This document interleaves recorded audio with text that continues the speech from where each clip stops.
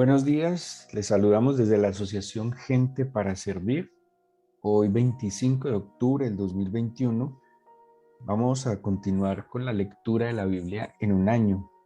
Hoy corresponde leer Primera de Tesalonicenses capítulo 3, Isaías capítulos 17, 18 y 19 y Salmos 115. Primera de Tesalonicenses 3, Isaías 17, 18 y 19 y Salmos 115.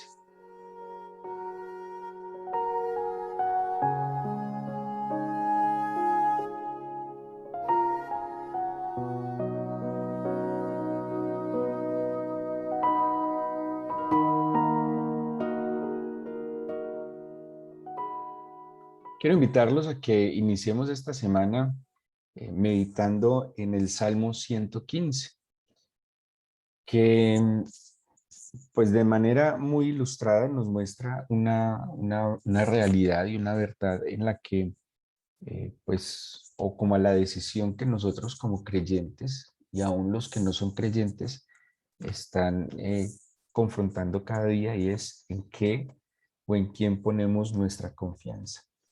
El ser humano fue diseñado para vivir en sociedad y para interactuar con los seres humanos, y en esa interacción beneficiar, ayudar, pero también ser beneficiado y ser ayudado por las virtudes que cada uno de nosotros tiene.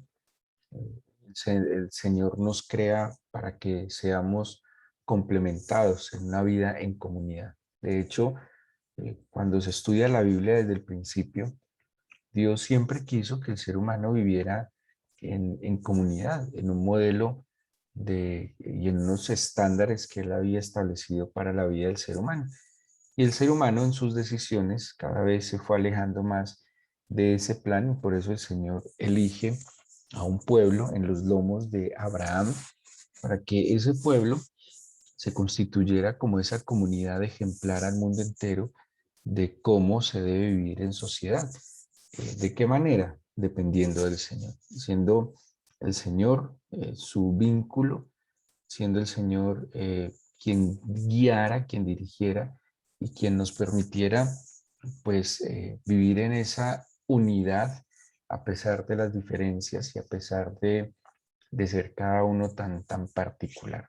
Y el Salmo 115 nos habla precisamente de eso, de confiar. Hay una palabra que se utiliza en este salmo, batag, un verbo que es estar seguro, que se traduce también obviamente como confiar. Pero me llamó mucho la atención esta expresión de estar seguro. También tiene una implicación de buscar protección, ¿sí? De asegurarse. Y el ser humano necesita aprender y saber en quién confiar. De hecho, de las cosas frustrantes que podemos experimentar como seres humanos, es cuando nuestra confianza es traicionada, cuando hemos depositado nuestra confianza en algo o en alguien, y pues esa confianza es traicionada. Es una sensación de mucha frustración, de mucha tristeza y de mucho dolor. Pero ¿cómo no tener frustración cuando confiamos en? Pues depende también en quién confiamos, en quién depositamos o en quién nos sentimos seguros. Y depende de en quién pues nos sintamos seguros, pues también así vamos a poder caminar mucho más firmes en la vida, que la vida al fin y al cabo es un camino.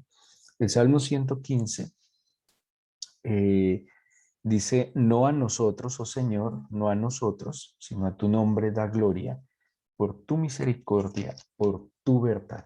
Bueno, aquí empieza con algo muy sencillo. ¿A quién debe ser dada la gloria? La gloria solo puede y debe ser dada al Señor. Dice, incluso empieza el salmista diciendo, no a nosotros, no a nosotros. Porque de alguna manera, cuando el ser humano incluso provee de alguna necesidad a otro ser humano, cuando podemos ayudar, cuando podemos servir, pareciera que por allá en el fondo del corazón, o a veces no tan en el fondo, pues se nos crea en nosotros como una idea de que alguien nos debe, que cuando nosotros le servimos, que cuando nosotros hacemos algo bueno, estamos esperando tal vez la gloria, estamos esperando la gloria de los hombres. Y dice el salmista, no, a nosotros no, a ti debe ser dada la gloria. De hecho, cuando yo empiezo a conocer al Señor y entiendo que toda buena dádiva proviene de Él, entiendo que todo don perfecto proviene de Él, como dice Santiago. Yo veo en cada persona que me bendice, en cada persona que me favorece, en cada persona que me brinda o que es confiable, que se hace confiable para mí, yo puedo ver la gracia, la bondad del Señor.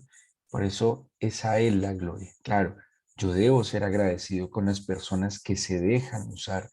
Yo debo ser agradecido y reconocer, porque la Biblia también me exhorta a reconocer a las personas que están en las manos de Dios y que son instrumento del Señor.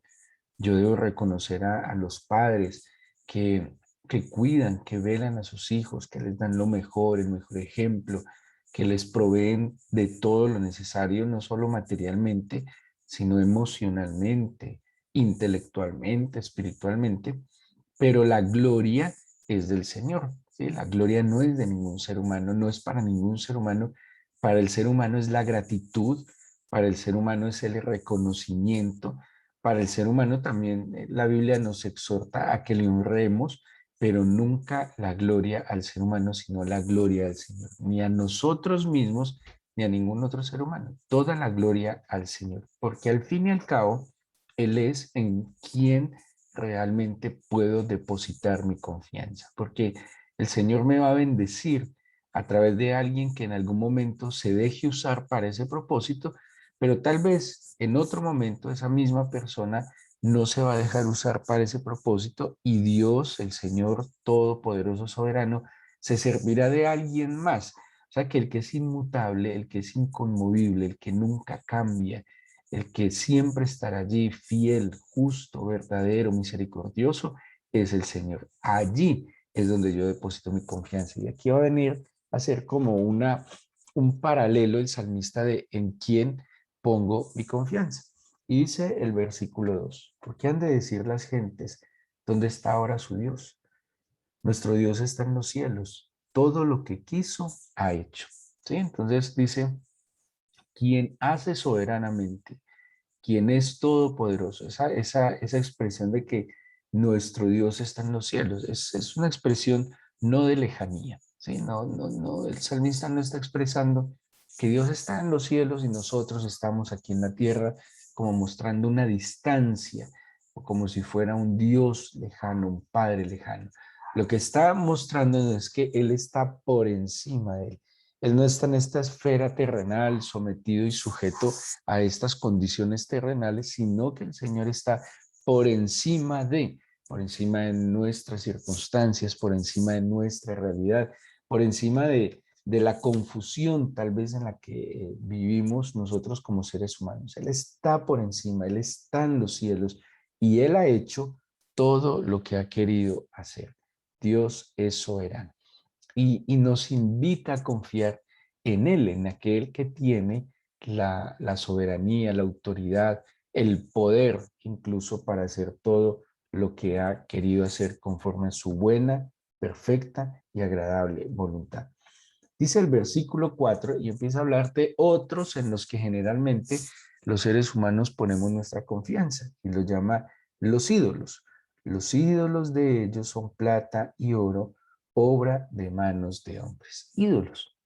¿Sí? Ídolo es todo aquel en quien yo pongo mi confianza. Es que ahí está el punto. ¿Cómo identificar si hay idolatría en un corazón? ¿Cómo identificar que yo tal vez le rindo culto a un Dios diferente al eterno Señor? Y es donde está puesta mi confianza. Y cuando habla de ídolos es porque son diferentes al Señor y son varios. La idolatría sí haría referencia entonces a tener varios ídolos, ¿sí? Sí, una pelea, digamos pelea, más bien una lucha que el Señor tuvo constante con el pueblo de Israel es precisamente este tema de la adoración. Israel en el Antiguo Testamento, en los mensajes de los profetas y en las experiencias que narran históricas del pueblo de Israel, siempre hubo, ellos tuvieron otros dioses. Y aunque el judío y el israelita tal vez se haya jactado por ser monoteísta, pues fue una lucha del Señor, fue más bien el Señor el que quiso mostrarles que había un solo Dios, pero ellos siempre en todos los momentos de su historia terminaron confiando en otros dioses. Podríamos decir que hubo momentos, de acuerdo a aquellos, a quienes estuvieron dirigiendo el pueblo, que se logró como que el pueblo se limpiara un poco de la contaminación de estos ídolos, cuando por ejemplo gobernaron reyes como Ezequías, Josías, David, cuando estuvieron al frente hombres como Esdras, como Zorobabel, como Josué, como Nehemías, que lograron llevar al pueblo a definir su corazón al Señor, ¿sí? A que no hubiera otros ídolos. Ese era el problema de Israel. Adoraban al Señor, pero también tenían otros ídolos. ¿Y cómo saber que tenían otros ídolos? Porque confiaban en ellos. Y ojo que nosotros como cristianos también podemos caer en ese error que puede ser peligroso en el sentido de ser imperceptible, que tenemos al Señor, buscamos al Señor, le oramos, pedimos su favor, le adoramos tal vez, pero también tenemos otros ídolos y tenemos confianza en otros. Entonces, algo así como que el Señor es el plan A, pero pues si el Señor no da respuesta, pues tengo un plan B. Ese plan B puede ser, no sé, mi jefe, mi trabajo, mi pareja, mis hijos, mis padres, no sé, o cualquier cosa en la que depositamos nuestra confianza y esperamos, ya sea en esa persona o en esa circunstancia. Porque aquí el punto que identifica el que yo tenga o no tenga otros ídolos es la confianza. ¿En quién deposito la confianza? Y le recuerdo que dentro de los significados de esta palabra Batak es en quién estoy seguro, con qué estoy seguro, qué me da a mi seguridad.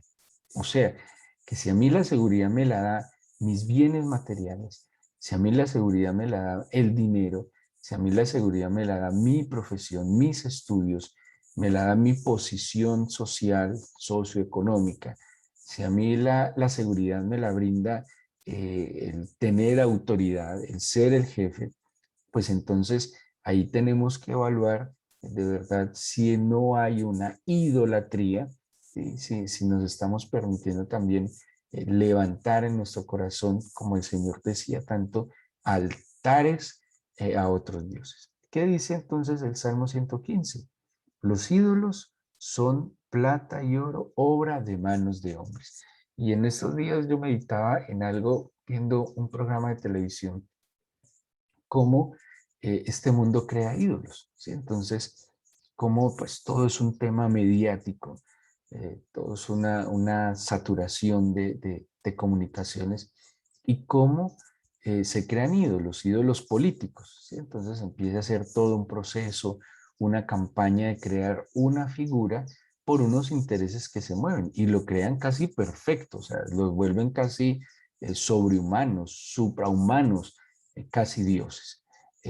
Cuando quieren dar a conocer una figura, un cantante, un actor, una persona que la van a hacer figura o imagen de, la arman, literalmente se arma, literalmente se construye una imagen y son ídolos, ¿sí? Aunque aquí diga el Salmo de plata y oro, pues hoy en día la sociedad, de acuerdo a una necesidad de vender, de que otros consuman, crea ídolos, ¿sí? Entonces, les hacen toda un proceso de entrevistas mostrando su vida, todo para vender, ¿sí? Y lo más triste es que los cristianos caemos en eso y empezamos a depositar no solo, y todo empieza de pronto con un poco de admiración, como empezar a mirar, a observar, y somos tan testarudos a veces tal vez y tan insensatos que terminamos poniendo nuestra confianza en eso. Entonces el país,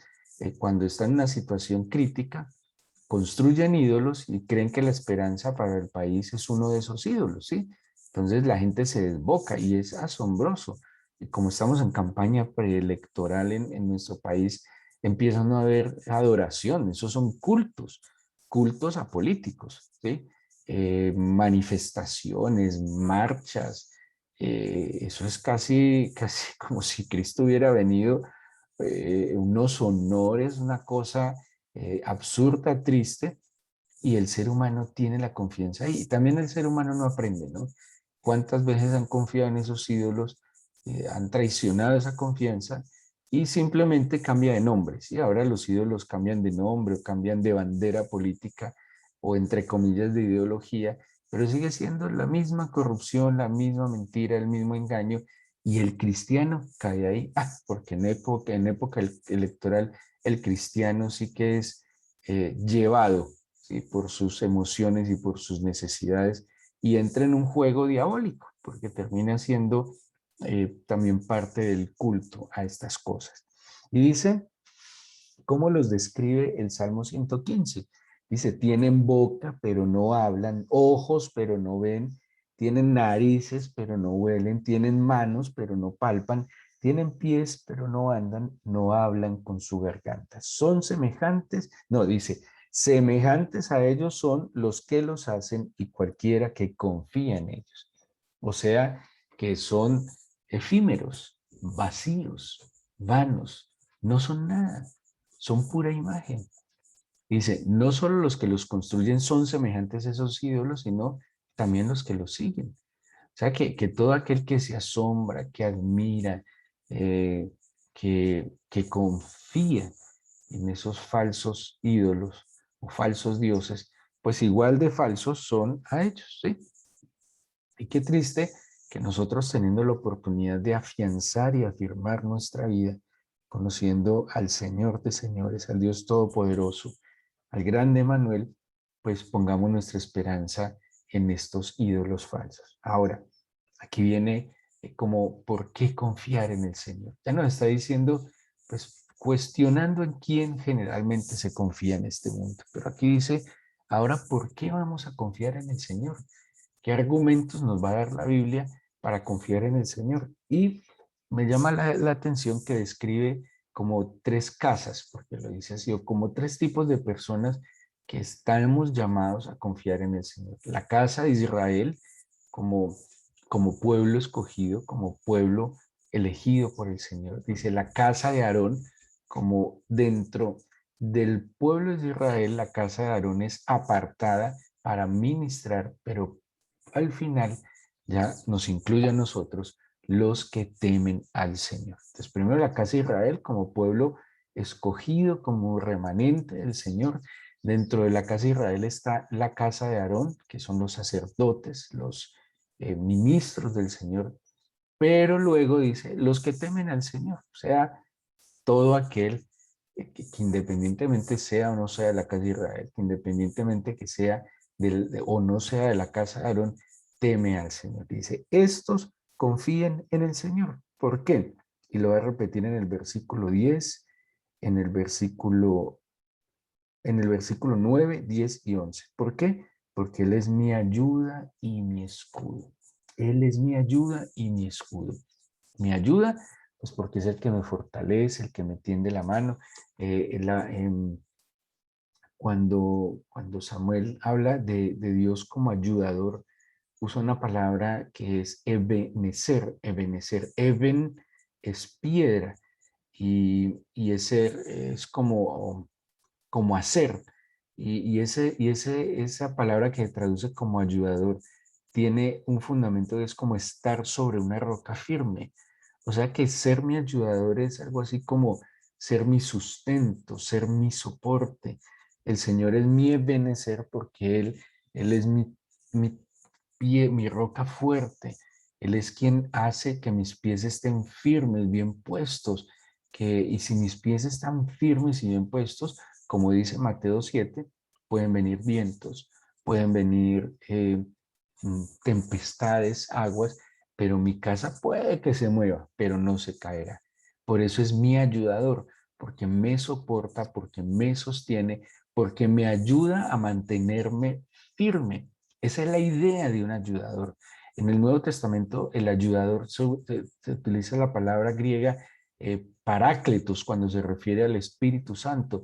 Y ese parácletos, ese ayudador, ese consolador, tiene que ver con compañero, parácletos. Es como aquel que está al lado del otro para acompañarlo, para tenderle una mano.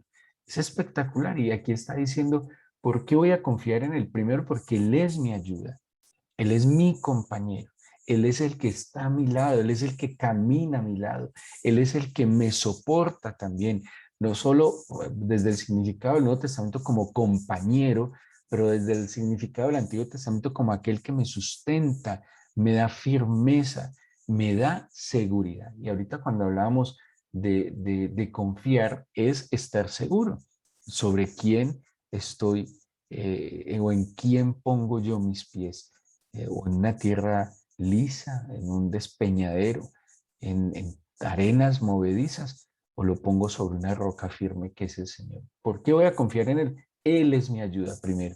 Y luego dice, es mi escudo. O sea, no solo en Él me puedo soportar, en Él me puedo apalancar, sobre Él me puedo sostener, sino que además Él es el que guarda mi entrada, mi salida, el que cuida mi delantera, el que cuida mi retaguardia. Él es mi escudo. En los Salmos vamos a encontrar mucho esta expresión de que Él es mi escudo. Tú eres escudo alrededor de mí, el que levanta mi cabeza, mi roca firme sobre quien yo puedo sostenerme. Y lo va a decir, también lo va a repetir 3 veces, es nuestra ayuda, nuestro escudo, es vuestra ayuda, es vuestro escudo. Por eso es que confío en el Señor. Y dice luego el versículo 12, el Señor se acordó de nosotros, nos bendecirá. ¿Bendecirá a quiénes? A la casa de Israel, a la casa de Aarón, y bendecirá a los que temen al Señor, a pequeños y a grandes. ¿Por qué confío en Él? Porque Él es mi bendición, porque Él es el que me bendice, porque muchos de aquellos en los cuales yo confío me maldicen con sus propios labios, con sus necedades, con su insensatez, con su egoísmo, con su corrupción, con su violencia. El Señor es el único que me bendice y cada dicho que sale de la boca del Señor es un beneficio para mi vida. Por eso yo confío en Él, por eso yo puedo estar seguro en Él. Dice el versículo 14, aumentará el Señor bendición sobre vosotros y sobre vuestros hijos. La bendición de Dios es tan, tan, tan poderosa que muchos, que yo le digo mucho a mis hijos, ustedes disfrutan ahora mi bendición. Ustedes están bajo la cobertura de mi bendición, de la bendición que el Señor le ha dado a la mamá y me ha dado a mí por temerle, por buscarle y por amarle. Pero ustedes deben tomar su decisión en un momento de vivir ustedes por la bendición del Señor, la bendición que surge en la confianza en el Señor. Tal vez mis hijos confían ahora más en nosotros como sus padres. Claro, ellos pueden ser bendecidos por la bendición con la que el Señor nos cubre, pero ha de llegar un momento en que su confianza esté depositada en el Señor y ellos podrán experimentar directamente su bendición. En este momento, mis hijos por lo menos están bajo la cobertura de mi bendición, pero cada uno tendrá que tomar la decisión de obedecerle y de confiar en él. Y muchos todavía están cobijados por la bendición de otros. Sí, claro, confían en aquellos que confían en el Señor. Claro que tienen una bendición, pero, pero es mejor estar bajo la cobertura del Señor, confiar en el Señor. Dice el versículo 15, benditos vosotros del Señor que hizo los cielos y la tierra. Los cielos son los cielos del Señor y ha dado la tierra a los hijos de los hombres. No alabarán los muertos al Señor, ni cuantos descienden al silencio. Pero nosotros bendeciremos al Señor desde ahora y para siempre. Aleluya. Estamos empezando una nueva semana, estamos terminando el mes. ¿En quién está nuestra confianza? ¿En quién vamos a confiar? Dice el Salmo 20, que se viene a mi mente ahora, el Salmo 20, en los versículos 7 y 8 dice así: estos confían en carros y aquellos en caballos, pero nosotros del nombre del Señor nuestro tendremos memoria. Ellos flaquean y caen, mas nosotros nos levantamos y estamos en pie. ¿Por qué? Porque decidimos estar seguros y confiar en el Señor, en lo que puede hacer el Señor, en las decisiones que toma el Señor. Como dice la Biblia, yo me preparo para la guerra, Dios toma la decisión. Echo la suerte sobre el regazo, pero el Señor toma la decisión. En el pasaje anterior es, el Señor da la victoria, el caballo se prepara para la guerra y el Señor dará la victoria. Yo hago lo que yo pueda, yo hago lo que es posible, yo hago lo que está a mi alcance, yo hago lo que está según mis fuerzas y capacidades. Dios hará lo que yo no puedo, Dios hará lo imposible, Dios hará lo que va más allá de mis fuerzas. Y en esa combinación perfecta es que puedo ver la seguridad que genera el confiar en el Señor. Vamos a entregarle este día, esta semana al Señor, que nos dirija, que nos acompañe, que su bendición esté con nosotros. Y que como oraba hace un rato nuestra compañera, pues, ¿por qué no le pedimos a Él lo que solo Él nos puede dar? Las otras cosas nos las puede dar la diligencia. Claro, hay que pedirle al Señor respaldo en lo que hacemos, que nos abra puertas, que nos favorezca, claro que sí. Pero esas cosas son añadidas. Esas cosas vendrán, dijo el Señor. Busca primeramente el reino y su justicia y todas las demás cosas serán añadidas. Tú añadirás lo que nos falta, Señor. Y según tu palabra, abundante, sorprendente. Hoy te pido, Señor, que nos ayudes y que guíes y orientes nuestro corazón a depositar nuestra confianza en ti. Que nuestra seguridad esté en ti, Señor. Claro, es más fácil confiar y estar o sentir seguridad en algo tangible. Pero entonces, ¿dónde quedaría la fe? Entonces, ¿cuál fe, Señor? Si mi confianza está en el político, en el jefe, en, en mi casa, en el dinero, en mi profesión, en mi juventud. Eso es lo tangible, eso es lo evidente. Pero entonces, ¿dónde queda la fe? La fe es la certeza, es convicción, es confianza, es estar seguro por tus palabras que son totalmente coherentes con tus hechos. Enséñanos entonces a conocerte y a confiar en aquel que nunca defrauda cuando se deposita, Señor, confianza absoluta en ti. Perdóname porque seguramente en mi vida hay otros dioses, otros ídolos, claro, en quien confío. Ahí está el indicador y es lo que debo evaluar. En quién voy a esperar, de quién voy a esperar y en quién voy a confiar. Permíteme entonces seguir el ejemplo de hombres como Josías, Ezequías, el mismo David, Señor, los profetas que llevaron al pueblo a adorarte solo a ti, a derribar esos lugares altos donde damos culto a dioses falsos. Que nuestro corazón sea un altar solo para ti, mi Señor. Que nuestro corazón sea un altar solo para gloria, alabanza y adoración tuya. Te entrego este día, mi Señor. Te pido tu bendición sobre cada uno de estos hijos. Bendice esta semana, mi Señor. Por favor, guárdanos del mal. Líbranos de caer en cualquier tentación, cualquier tipo de tentación. Y déjanos ver tu luz y tu guía en cada uno de nuestros caminos. Te lo pedimos en el nombre de Jesús. Amén.